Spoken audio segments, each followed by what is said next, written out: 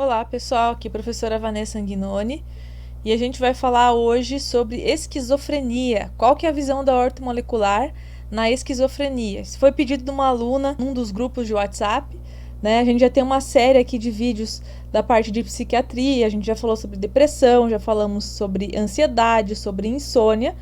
E aí agora a gente vai colocar mais um videozinho na nossa série falando de esquizofrenia, né? Será que tem algum tratamento da ortomolecular, então, que possa tratar a esquizofrenia? Com certeza, tá? Então a gente vai falar muito disso agora. Se você ainda não se inscreveu no canal, aproveita e se inscreve, né? Coloca aí as ativações, porque a gente vai voltar com tudo aí em 2020, colocando sempre conteúdo de qualidade, conteúdo de valor. Sempre procuro responder, né, as solicitações que vocês me fazem. Tem coisas aí na fila pra gente falar. E sempre que você tiver uma sugestão, também pode enviar que a gente faz um vídeo aí falando sobre o assunto. Tá bom? A ortomolecular é amplíssima, abrange muitas áreas, trata praticamente tudo de forma complementar, às vezes, e de forma mais importante até em algumas doenças. Então você pode entrar em contato aí, fazer os comentários também, deixar as perguntas, e a gente vai, com o passar do tempo, suprindo aí todas as questões, tá? Então vamos falar lá de esquizofrenia. Eu usei para fazer essa aula esses 3 livros, sempre coloco alguma coisa aqui. Esses livros todos são do professor Arthur Lemos, que é um dos grandes escritores aí da ortomolecular no Brasil. Lembrando, pessoal, para a esquizofrenia, né, para quem não lembra, é a famosa loucura, né? Então, quando alguém... Claro que existem várias classificações dentro da própria esquizofrenia, né? Existem subdivisões. Nós estamos falando aqui de uma forma geral, tá? Mas seria um transtorno, então, extremamente complexo, com diversos sintomas comportamentais e perturbações biológicas, tá? E aí, quais são os sinais que demonstram que alguém pode estar desenvolvendo esquizofrenia? Então, reconhecida pela presença de os chamados sintomas positivos, que são alucinações, discurso desconexo e delírios, e os sintomas negativos, motivação reduzida, fala empobrecida, afeto embotado ou embotamento e retraimento social, quando a pessoa começa a se isolar e, inclusive, desenvolver mania de perseguição, né, nesses sintomas negativos. E pode existir alguma diferença, algum comprometimento cognitivo, de raciocínio, tá? É como se a pessoa tivesse no mundo à parte, um mundo dela. Tem muitas coisas já que foram aí representadas em filmes, até em novelas, para tentar mostrar como seria a cabeça de um esquizofrênico, né? Teve até um filme aí que ganhou Oscar, se não me engano é Uma Mente Brilhante o nome do filme, tá? Eu até recomendo para quem não viu, tentar entender como que é a esquizofrenia, né? Mas resumindo, é aquela pessoa que começa a perder a noção da realidade. Muitas vezes tem relatos de que ela ouve vozes, de que ela vê coisas, compreende situações de forma alterada, delirante, né? Como falou aí, delírios. E existe aí uma preocupação muito grande, porque 1% da população tem esquizofrenia e pode comprometer a vida da pessoa, com certeza, né? O desenvolvimento, o trabalho. Muitas vezes a pessoa não consegue mais ter uma vida normal, tá? Por conta da esquizofrenia. Então, tudo que a gente puder fazer para contribuir aí, para ajudar. Então, como eu falei aqui, né? A questão da epidemiologia tem uma predominância em homens, tá? Onde aparece na faixa etária entre 10 e 25 anos. E nas mulheres aparece entre os 25 e os 35 anos. Quem tem parentes biológicos de primeiro grau apresenta, então, 10 vezes mais chances de desenvolver a doença do que a população em geral. E o prognóstico é ruim.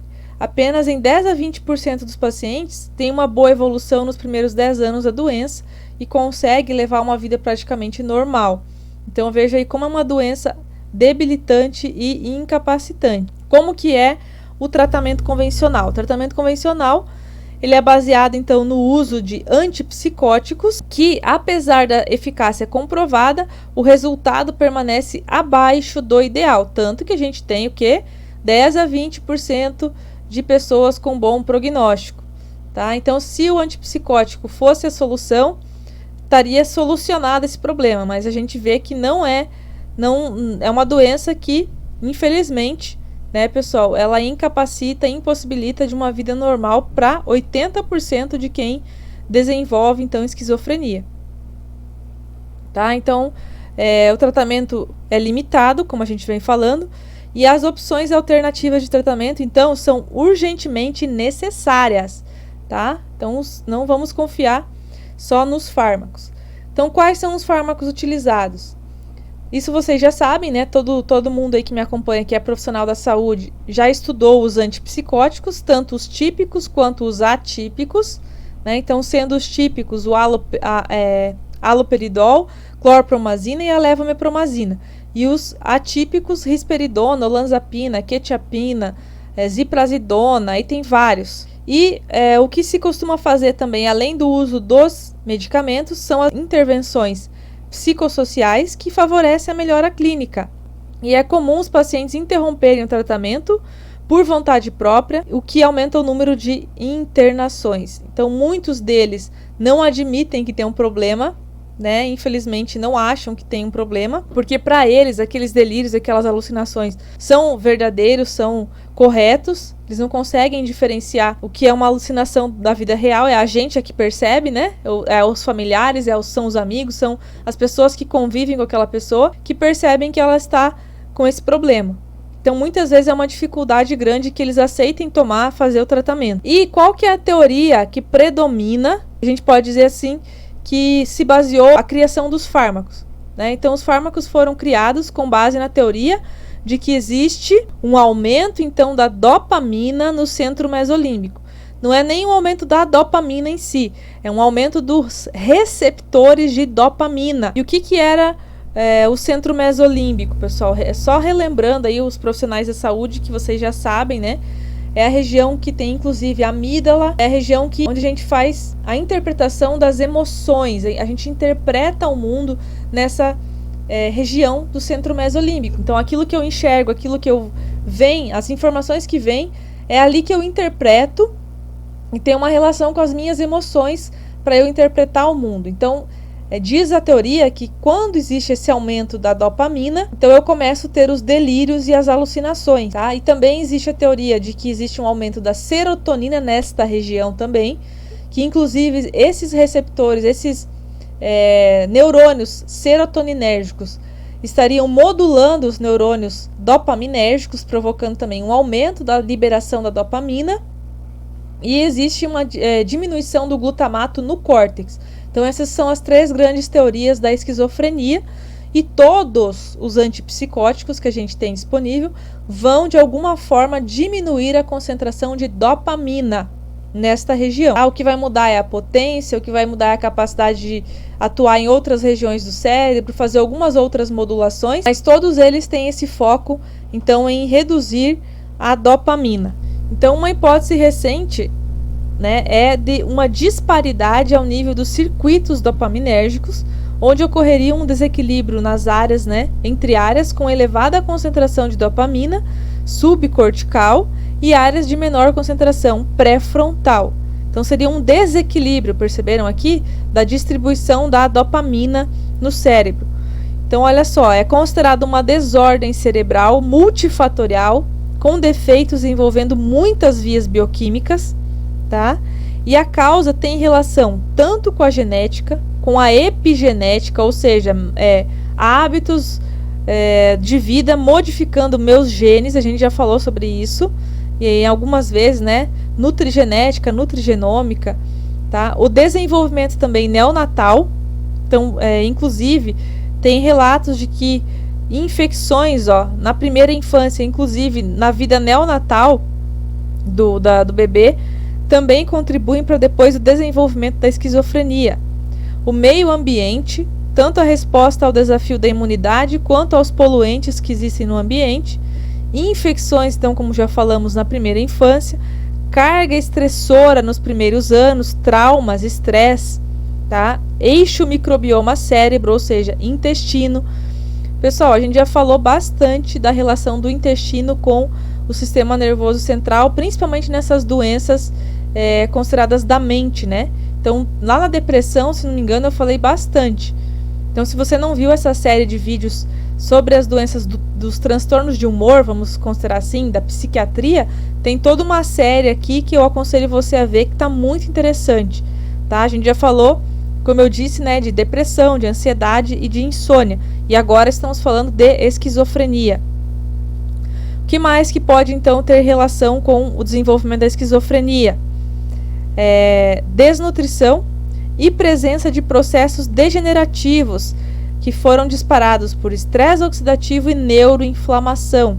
Então, sempre falo para vocês que os radicais livres, ou seja, o excesso de radicais livres, a inflamação crônica sistêmica e a glicação estão na base de todas as doenças crônicas, né? Isso já falo faz muito tempo em diversos vídeos, e também o pessoal que está fazendo o curso aí de introdução à ortomolecular, que quer trabalhar com isso, a gente tem 3 módulos, né, só para entender como esses processos interferem nos sistemas e provocam as doenças crônicas, tá? Então a gente tem que fazer, abrir a nossa visão aqui, como vocês já perceberam, olhando tudo isso, aquilo que a gente pode modificar dentro desses problemas que contribuem. Então, vejam que a esquizofrenia, então, existe a teoria que predomina, mas ela é multifatorial em relação às causas. Então não tem uma causa específica, né? Ela é multifatorial em relação às causas. Por isso a gente precisa fazer essa parte que o medicamento não faz. Então olha só, as doenças são heterogêneas. A frase clássica, cada indivíduo é bioquimicamente único, nunca foi tão verdadeira, né, pessoal? E pode ser ampliada ainda. Cada doença também tem uma expressão única, porque é individual. Assim, o tratamento para um pode não ser o mais adequado, né, do que para o outro, por exemplo. Quanto à bioquímica, então, da esquizofrenia, além daquilo que a gente já comentou ali, existe também a importância do eixo hipotálamo pituitário adrenal, ou seja, estresse, tá? Que é um eixo que nós falamos muito lá na depressão, a gente falou desse eixo aqui em detalhes. Por isso eu não vou ficar repetindo aqui, veja as aulas de depressão. E falamos do cortisol nessas aulas, e também falamos do cortisol nos vídeos sobre estresse, que também estão aqui no canal, tá? Fases do estresse. Então a ativação desse eixo faz parte também da causa, né? Vamos dizer assim, é mais um gatilho para a esquizofrenia. E além disso, existem outras formas de estresse para o organismo, incluindo estresse isquêmico, inflamatório, metabólico e oxidativo, que contribuem para o desenvolvimento de todas as doenças. Todas essas situações são capazes de desencadear situações que levam ao que podemos chamar de fragilidades, que nos 2 extremos da vida, infância e velhice, podem se tornar muito deletérias. E se vocês perceberam, quando a gente falou da epidemiologia, a esquizofrenia é uma doença que se desenvolve na juventude, tá? Então, desde a infância a gente tem que observar o comportamento da criança, porque já existem, né, estudos mostrando que desde a infância existem já indícios de que a pessoa pode ter um problema grave, né, de parte de transtorno de humor. Então é muito bom que seja resolvido, né, esses problemas já logo cedo, tá? Eu diria assim, toda essa parte que a gente falou envolve o intestino. Tudo isso você já pode fazer na criança, né? Você pode modular o intestino da criança, você pode observar como que está o equilíbrio bioquímico dela. Então, o que mais ainda falando de bioquímica? Estudos voltados à bioquímica da esquizofrenia demonstram que existe um papel da disfunção mitocondrial na esquizofrenia, tá? Então, a mitocôndria, a produção energética. E o que será que afeta a produção energética? O que afeta a mitocôndria? Estresse oxidativo, né? O excesso de radicais livres altera a mitocôndria, tá? E o que causa excesso de radicais livres? Aí a gente vai encontrar fatores ambientais, principalmente falta de nutrientes importantes, toxinas do meio ambiente, praguicidas, poluição de todas as formas, estresse mesmo, falando sobre você colocar o teu corpo no limite de tudo. Então tem muitas coisas que disparam, fora as coisas que já são do organismo. O próprio metabolismo produz radicais livres, que até em certa concentração é normal. A gente está falando aqui do excesso, do desequilíbrio, tá? Então por isso que a gente ter hábitos de vida melhores vão evitar todos os tipos de doença. inclusive as doenças da mente. Tá? É uma pena que as pessoas demoraram para perceber isso. Então, além desse papel da disfunção mitocondrial, existe um distúrbio do catabolismo das purinas, tá? Anormalidades na membrana fosfolipídica, por isso que a gente vai usar ômega 3. Aqui da questão das purinas, nós vamos olhar a homocisteína do paciente, desregulação na biossíntese de neuroesteroides, aumentos induzidos por estresse nos hormônios glicocorticoides adrenais, tem mostrado contribuir para a fisiopatologia da esquizofrenia, e existe um consumo maior de energia no córtex devido ao estresse, o que leva ao estresse oxidativo. Então, a gente pode dizer assim que tem muita gente que desencadeia esquizofrenia porque já tem uma propensão genética, já tem algum desses fatores aí começando a se somar. Então, percebam que é uma doença multifatorial, então eu vou ter a soma desses fatores. E aí tem um trauma que é para realmente desencadear a doença. Tá? Infelizmente, são vários fatores, por isso que não é tão simples para evitar e tão simples também para tratar, porque não é um botãozinho que a gente vai girar, não é um fármaco que vai acabar resolvendo tudo. Também foram encontrados baixos níveis de progesterona no córtex pré-frontal e no hipocampo, provavelmente por redução na biossíntese local. E uma das ações dos antipsicóticos atípicos, por exemplo, clozapina e risperidona, é elevar o nível de progesterona nessa região. Tá? Então existem várias ações protetoras da progesterona, né, que ela é importantíssima, por isso ela não pode diminuir. O que ela faz então? Ela tem uma capacidade anti-inflamatória e antioxidante, preservação das funções mitocondriais, restauração do BDNF, que é o fator neutrófico derivado do cérebro, e tem um efeito ansiolítico.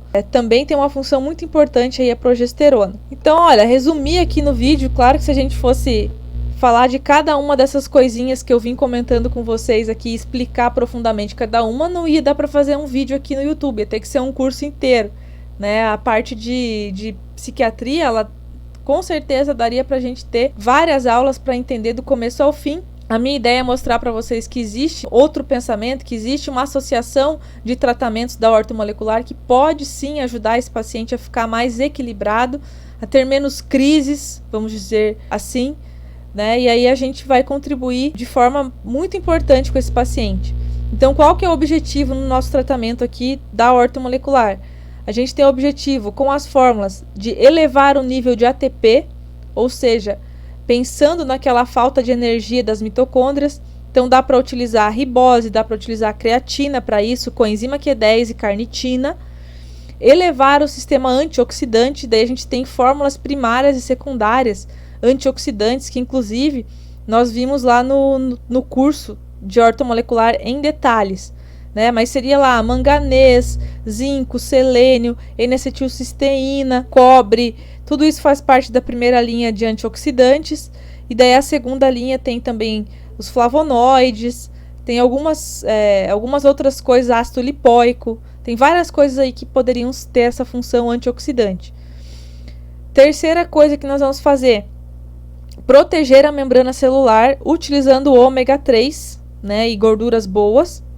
Vamos elevar níveis de colina através do uso da fosfatidilcerina e da fosfatidilcolina. Vamos também nos preocupar em reduzir níveis de cortisol, tá? Porque a gente já viu que o cortisol e o estresse têm uma função importante na esquizofrenia.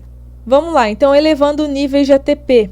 A gente usa ribose, creatina, coenzima Q10 e carnitina. E a combinação desses suplementos pode reduzir fadiga e outros sintomas associados às doenças crônicas. Então não é só a esquizofrenia que é considerada uma doença mitocondrial, tá, pessoal? Isso aqui é um tratamento, se vocês observarem, é visando tratar aquela questão mitocondrial, da falta de energia, que causa esquizofrenia, mas também causa uma série de outras doenças, tá? Como fibromialgia, por exemplo, também existe um problema mitocondrial na fibromialgia. Uma série de outras doenças, pessoal, que também tem mitocondriopatia na base do seu desenvolvimento.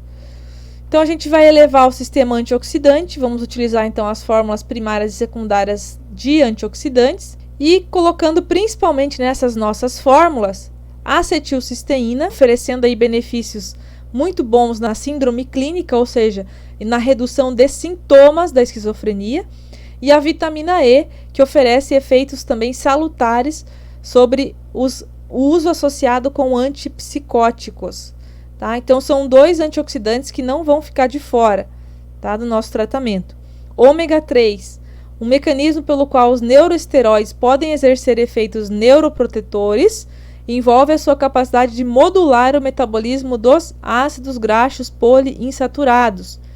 Como um dos principais componentes da membrana do neurônio, esses ácidos de cadeia longa desempenham um papel fundamental na manutenção das funções cerebrais, e sua desregulação tem sido observada na esquizofrenia. Então a gente vai tentar colocar gordura boa para o nosso paciente na forma de ômega 3, também pode ser usado triglicerídeos de cadeia média e outras fontes aí de gorduras boas. Vamos observar a homocisteína do nosso paciente. A gente viu que ele tem um problema no catabolismo das purinas, e a homocisteína, como quem me acompanha já viu, quem está fazendo os meus cursos também, que a homocisteína ela é como se fosse um lixo, um resíduo do metabolismo da cisteína, e ela, quando fica solta na corrente sanguínea, quando ela vai aumentando, ela é muito lesiva, principalmente para o endotélio vascular, para aquele tecido que reveste os vasos sanguíneos,